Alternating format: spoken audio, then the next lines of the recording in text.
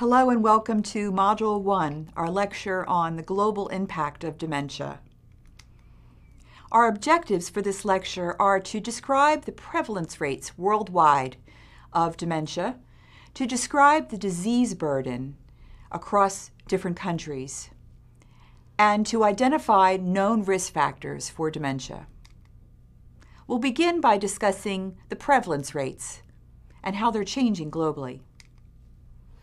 This slide gives you a sense of the dramatic increase in the rates of dementia from 2010 to 2050.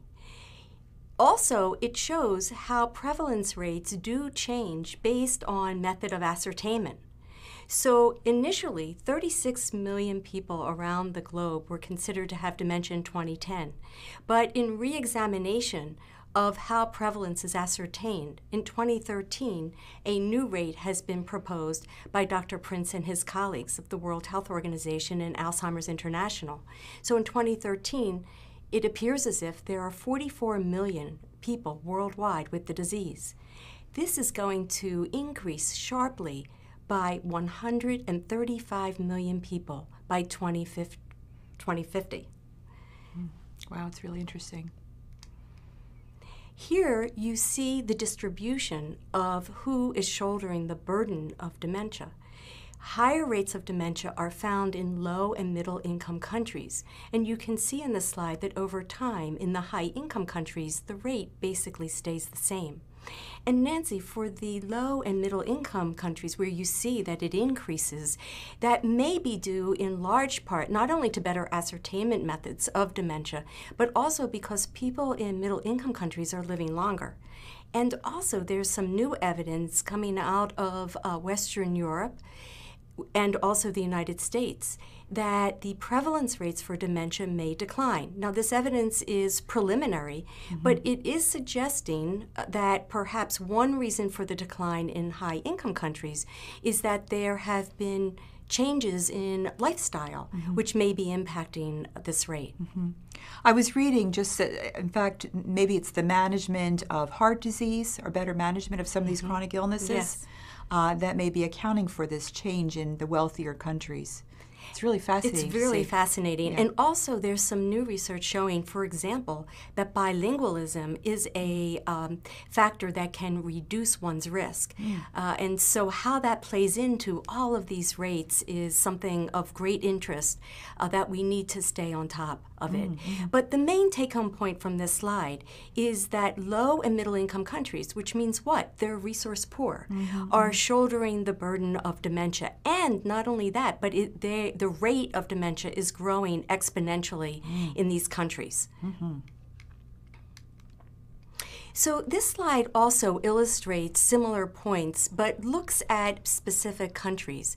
And you can see in this slide, if you click again, that in Asia, Eastern Asia, that the rates of dementia were initially underestimated by almost 8%. And the same in sub-Saharan Africa. And also you can see very high rates in Latin America. There's a recent study, by the way, that shows that in Colombia, the rates of dementia may be 50% higher than that which was originally indicated, even as early as last year. So these rates are very important for lots of different reasons. They shape policy, they impact resource allocation for societies. So it's very important to understand these rates, how they may fluctuate. And again, we see here that some of the poorest regions of the world are having a much larger prevalence rate than other aspects of the world, and from which was originally considered.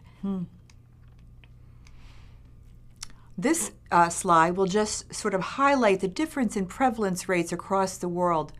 So in North America, the prevalence rates in 2006 were 3.1 million. And this estimate is, there's an estimate to increase this rate by 2050 up to 3 times higher. So 8.85 million people are predicted to be affected by dementia in the year 2050. Differentially, in Latin America, where we saw on the previous slide what a high prevalence rate they have there, in 2006, there was 203 million people estimated, but by year 2050, that number is almost fivefold, 10.85 million individuals to be affected in Latin America. In Australia, the prevalence rate in 2006 was 0.23 million, and by 2050, that number is estimated to be 0.84 million individuals, almost fourfold. In China, the prevalence rates in 2006 were 12.65 million, and by 2050, the number is estimated to be 62.85 million individuals. Again, driven a lot by population aging in that region of the world.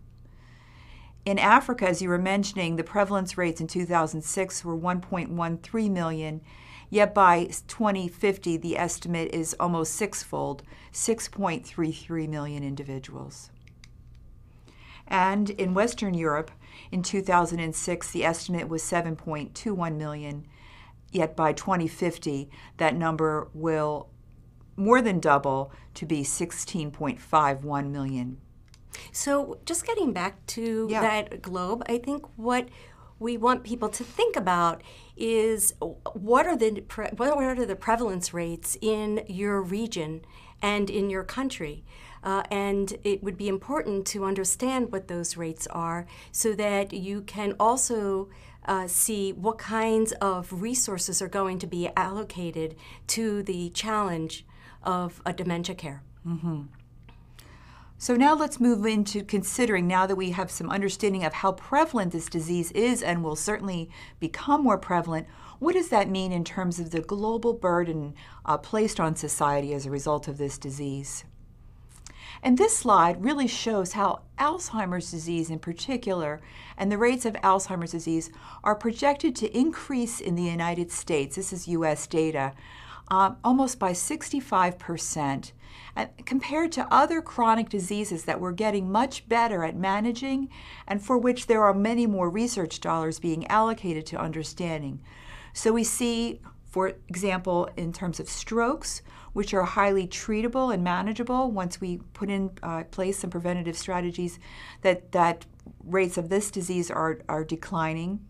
Rates of prostate cancer and breast cancer are also declining. Heart disease and HIV are also projected to decline. And yet the only major disease category projected to increase is Alzheimer's disease, almost by 70%. You know, what's really interesting to me about this slide and very important is that it shows that when a country organizes itself to address a particular health condition by looking at patterns of care and also through research, the impact it can make. Yeah. And I remember specifically even HIV, and that used to be above the zero, and that many people used to die with HIV. And this has now become a much more manageable chronic illness. And so the question really is for us to say, if we did allocate sufficient resources, could we reduce the number of people who die as a consequence of Alzheimer's disease? So even though these numbers are relevant to the United States, we understand that this is a similar pattern worldwide. Mm-hmm. And I think we'll get into it more also when we look at the different countries that have more well-developed national plans and the different levels of plans that different countries have across the world. Another aspect of burden of care has to do with the cost. And these numbers represent the direct care costs of what it means to have a population that has a high percentage of dementia. So in Asia Pacific, for example, it's estimated that the cost of care is $82 billion. In North America, another high-income area, it's $213 billion. And in Western Europe, it's $210 billion. And these are just staggering costs that pretty much are shown consistently across various kinds of studies as to the direct care costs that dementia poses. This refers to missed days of work, healthcare costs, hospitalizations, caregivers, time, and so forth.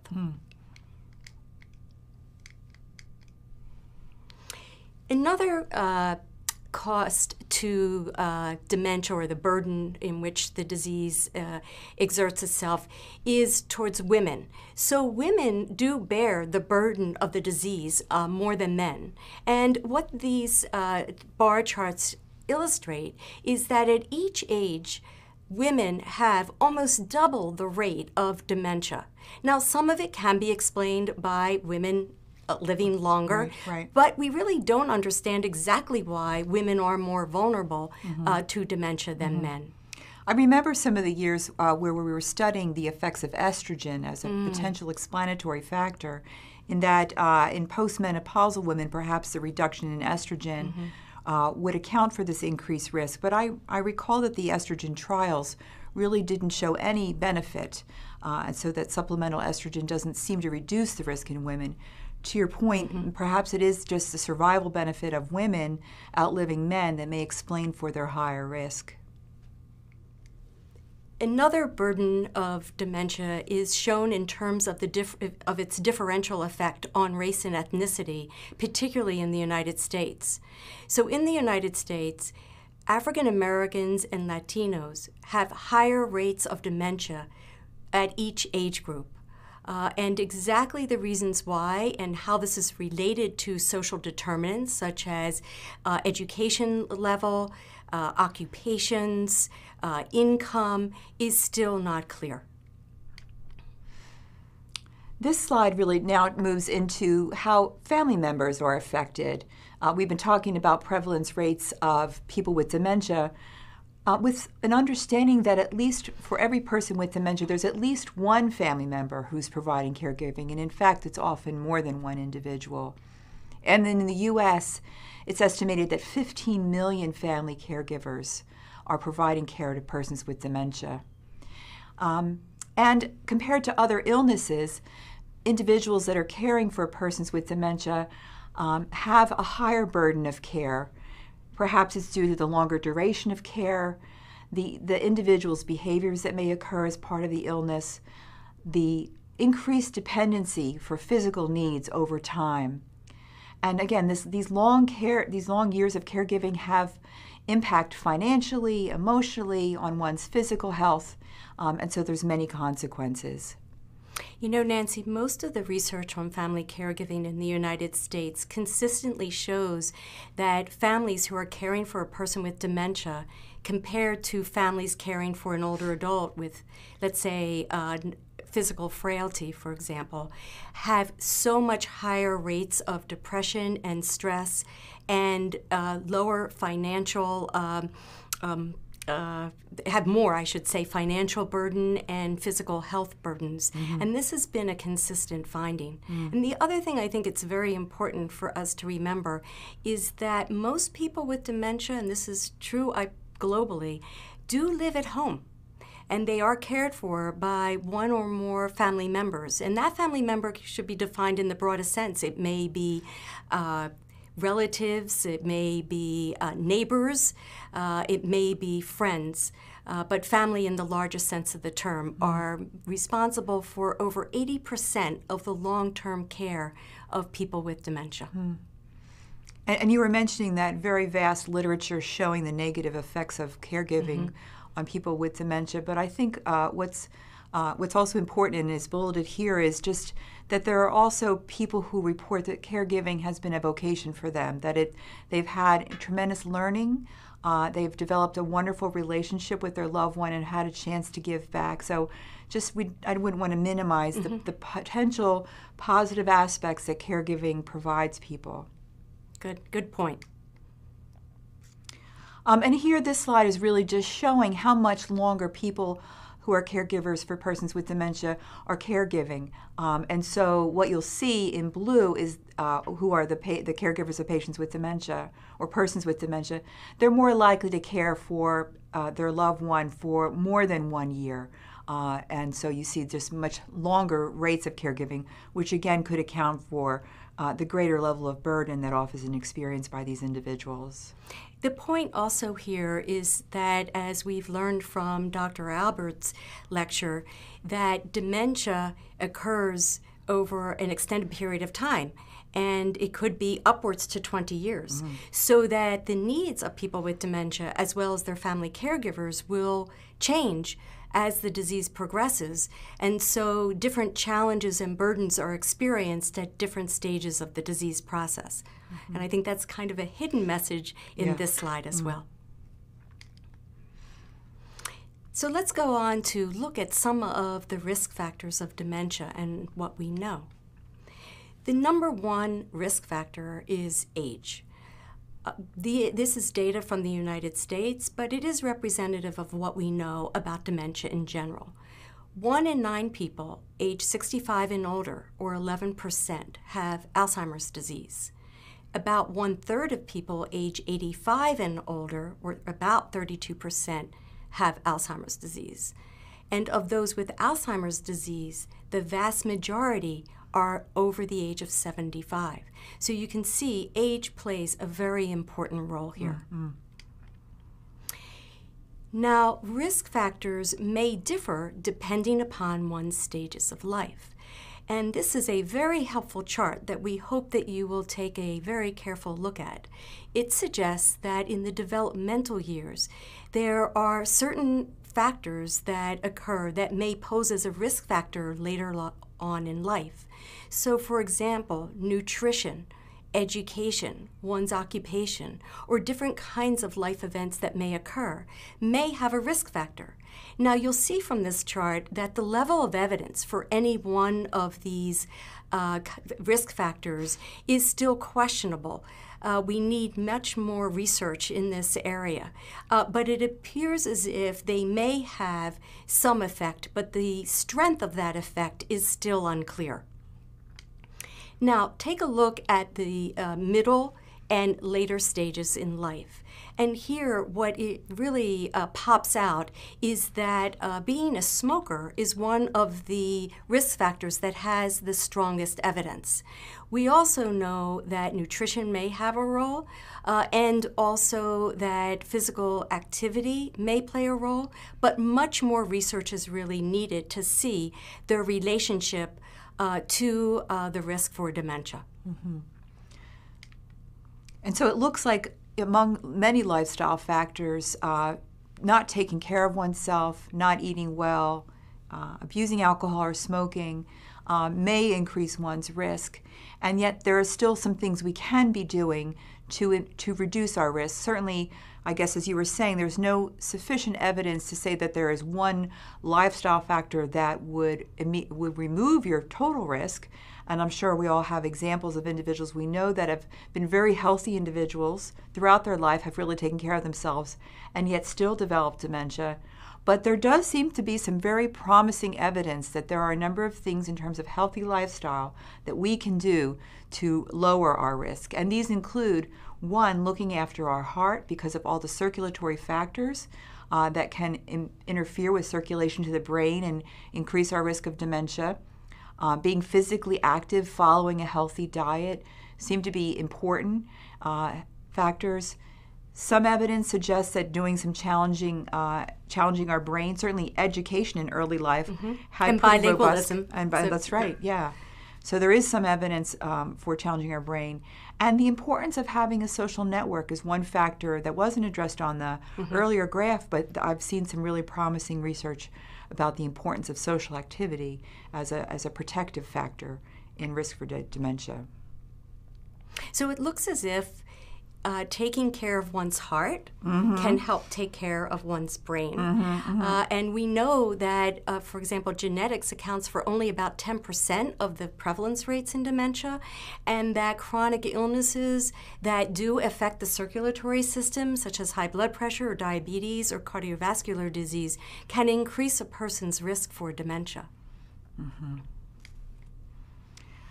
And so our major take-home points from this lecture are, first, that prevalence rates overall are increasing worldwide across the globe, but more so in low and middle income countries that are resource poor. Women bear the greatest burden of the disease. They have a higher prevalence of dementia, and they are actually mostly caregivers. And in the U.S., certainly race and ethnicity seems to be a risk factor for higher rates, such that African Americans and Hispanics have higher rates of dementia than do whites. There's also greater evidence that social determinants may account for a high percentage of dementia. So we have to pay attention to education, income, nutrition, lifestyle, social engagement, activity engagement. All of these factors, although more research is needed, they may reduce the risk of dementia. Hope you found this information interesting. Look forward to your comments.